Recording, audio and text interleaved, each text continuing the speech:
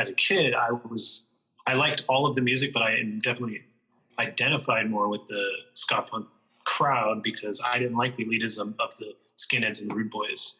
And I've never ever dressed that way. I've never been that interested in fashion personally. For this book, I researched fashion pretty deeply, and I know a lot about it now, but that was coming from purely from a journalistic point of view. It was not a personal thing. Yeah. I've talked to people that are really into it, and they get, and I respect it. They get so passionate about the Fred Perrys and the specific boots, and that's cool. I like that. And I am very interested in the actual ska history. That stuff, me and that crowd, we connect on that. I'm interested in Jamaican history. I'm interested in the two-tone history, but the clothes itself really don't interest me that much. Yeah, that's how it's always been. So, yeah. So I get where they're coming from. I get how they're just like, God, these ska punk kids, they don't even know anything about the history. They don't know anything about the clothes, because the ska has a rich history and it's important. But I do believe that ska evolving is an important aspect too. And that's what these other bands were doing. They were evolving. And I think ska needs to keep evolving. New bands need to keep reinventing it. They need to keep bringing new styles into it, that if bands are just going to try to replicate the Skatalites and the Specials, it's not going to go anywhere. Yeah, most definitely, man. And, I just wanted to say too, I think, another point that was brought in the book, I forget who was quoted from which band, but it was pretty much saying, each new sound that gets, I guess invented within, like the ska realm is another step forward. You know what I'm saying? Yeah. And that's, I think, earlier I was saying that Jeremy Hunter was a huge advocate for this music. Yeah. They make that point all the time. Most definitely. They always compare ska to jazz and say, look at jazz. We look at jazz as having these different eras, Louis Armstrong and hard bop. They're very different, but they're evolutions of jazz. And that's how they say ska is basically that way too. And that's how we should view ska. So I think that's a really good point and a really good way to look at the music and continue to look at the music. Yeah. Well, hey man, April 2021, man, I can't wait. Clash Books, they're putting out.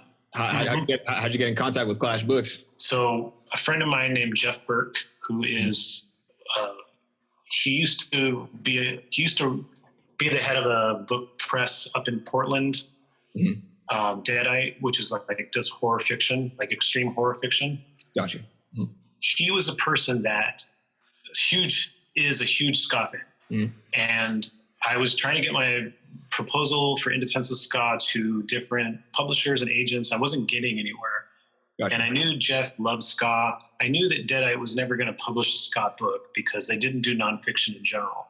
So I just asked him, I said, hey, do you know anybody in your circle of friends within the publishing world that might be interested in this book? And I showed him the proposal. He said he really liked the proposal a lot, and he suggested I talk to Clash because they were friends of his, and they put out one of his books. Clash is an interesting publication because they don't really have any specific limitations to what they're willing to put out. They have poetry books, they have fiction, they do nonfiction. So a friend of mine is going to be doing a kid's book with them sometime next year. So there's no saying anything that Clash is not there. If they're into it, they'll do it. Yeah. So I sent them the proposal and they loved it. They said they wanted to do it. It happened really fast. They wanted to read a little bit of what I'd written, and they even told me that they pretty much was a yes. They just wanted to make sure that they liked it. And, and then we made a deal. This was in the summer of 2018. But then I learned after making that contract with them, I learned that they were just totally not into ska at all. Just total ska haters. That's funny. But because I was reading some of their their social media posts, and it was just like ska hatred. But I think what it is they're the kind of people that hate ska so much that kind of start becoming fascinated with it. Yeah. Like when you hate something so much, you want to learn about it. So then I approached them with this proposal, like I want to not only write about ska, but I want to defend it. Most definitely. They're like, okay, yes, we want to read A Defense of Ska. Yeah. And I think, they love the book, and Christoph, one of the two people that runs the publication, he told me that now he can listen to most of the ska songs. So he hates it slightly less. Nice. Hey, that's a step forward, man. I think the more they read it and the more they digest it, I think they're going to start warming up to it. I'm not sure what their music preference is, but hey, man, there's ska bands even today from back then, from any time really, that genre bend, that I'm sure they'll find a band that kind of they're liking. You know what I'm saying?